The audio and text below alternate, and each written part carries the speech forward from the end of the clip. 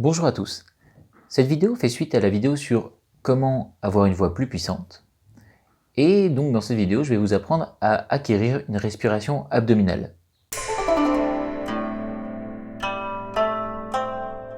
La respiration abdominale est une respiration utilisée dans de nombreuses pratiques comme le yoga, le pilate et autres formes de méditation.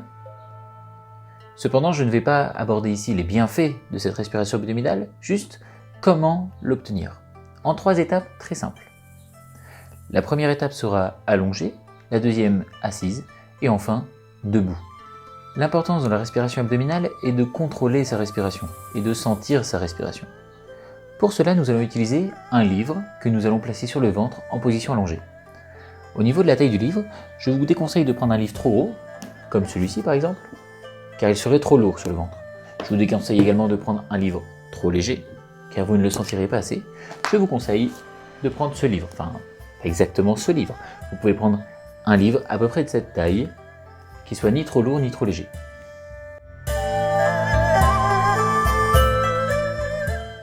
Vous êtes donc en position allongée, avec le livre posé sur le ventre, et vous allez commencer à respirer tout simplement.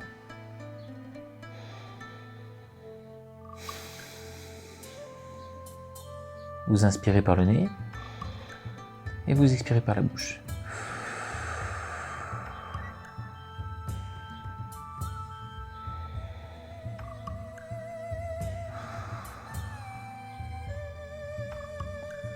Vous allez sentir, ou pas, que le livre bouge.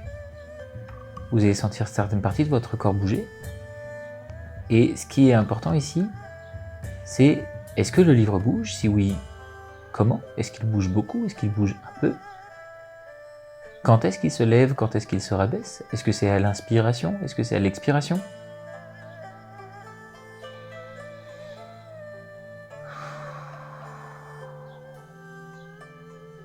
Il n'y a pas de réelle norme dans la respiration.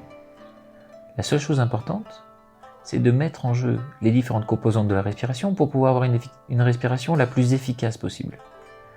Dans le cadre de la respiration abdominale, je vais donc vous demander, à l'inspiration, de faire soulever le livre le plus haut possible. On le fait ensemble. Et à l'expiration, il s'abaisse.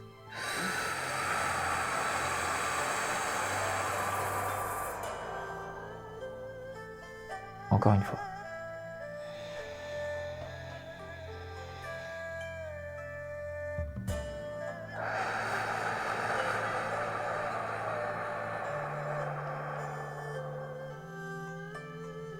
Une dernière.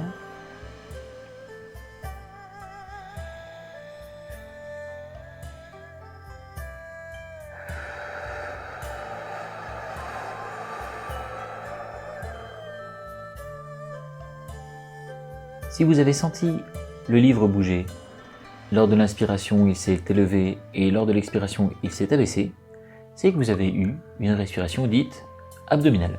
Donc comme vous le voyez, acquérir cette respiration abdominale n'a rien de complexe. Le plus difficile finalement est de l'adapter dans différentes positions, comme la position assise ou la position debout. Et encore plus difficile, c'est de l'acquérir en chantant ou en parlant. Comment faire cela? Tout simplement en travaillant allongé, puis assis, puis debout, et faire ce travail de manière régulière pour permettre à cette respiration d'être naturelle. Nous sommes maintenant dans la deuxième étape de l'acquisition de la respiration abdominale, la position assise. Pour cela, vous allez vous mettre donc sur une chaise. Vous allez vous mettre comme ceci. Vous voyez que je ne suis pas au fond de la chaise, je suis sur le bord de la chaise en position tonique, sur les os pointus, comme on dit. Et vous allez placer une main sur le ventre et une main sur la poitrine. Et encore une fois, vous allez respirer de manière naturelle, sans essayer de faire quoi que ce soit, juste sentir ce qui se passe. Est-ce que vous avez une main qui se lève plutôt que l'autre? Si oui, laquelle en premier, laquelle en deuxième? Est-ce qu'elle se lève? Est-ce qu'elle s'abaisse? Est-ce qu'il y a une main qui se lève plus que l'autre? Est-ce qu'il y a une main qui se lève moins que l'autre?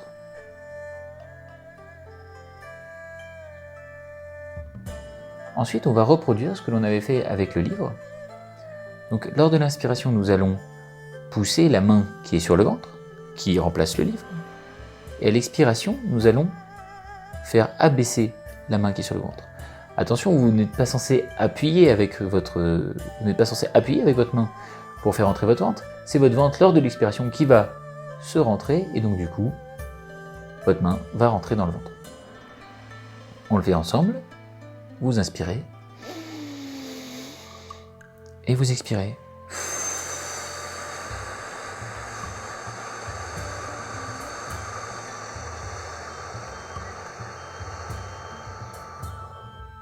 Vous inspirez et vous expirez.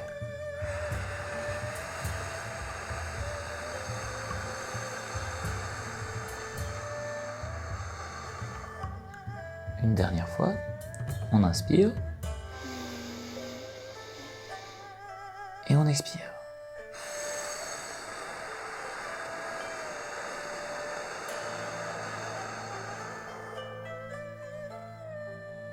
La respiration la plus à même d'être efficace et donc de vous aider dans la parole ou dans le chant, c'est de lier en même temps la respiration abdominale et la respiration dite thoracique.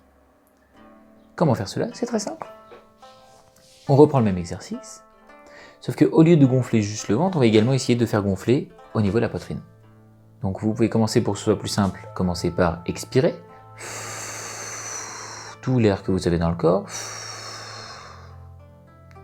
et vous inspirez.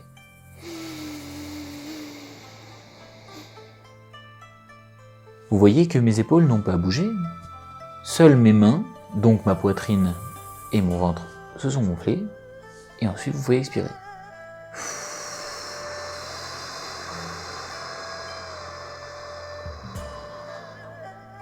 Encore une fois, vous voyez que ma tête ne bouge pas, il n'y a pas de mouvement antéro-postérieur, il n'y a pas de mouvement vers le haut ou vers le bas. Vous restez bien droit et seul votre ventre et votre poitrine bougent.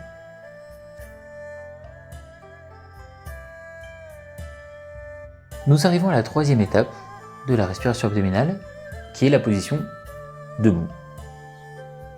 Donc de la même façon, comme lorsque nous étions en position assise, nous allons mettre une main sur le ventre, une main sur la poitrine, et nous allons respirer et suivre les mêmes étapes qu'en position assise. Donc première étape, respirer normalement, sentir ce qui bouge, sentir ce qui ne bouge pas, sentir comment ça bouge. Ensuite, vous allez essayer de pousser lors de l'inspiration votre main. Et ensuite d'expirer en rentrant votre main.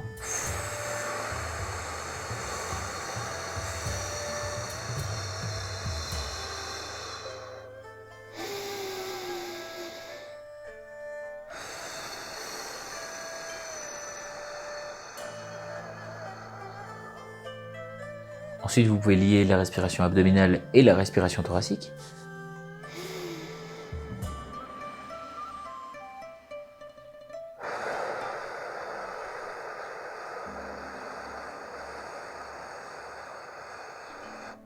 Et là, je peux vous certifier que je peux durer beaucoup plus longtemps et avoir beaucoup plus de capacité d'air, car j'ai emmagasiné un volume d'air qui est très volumineux.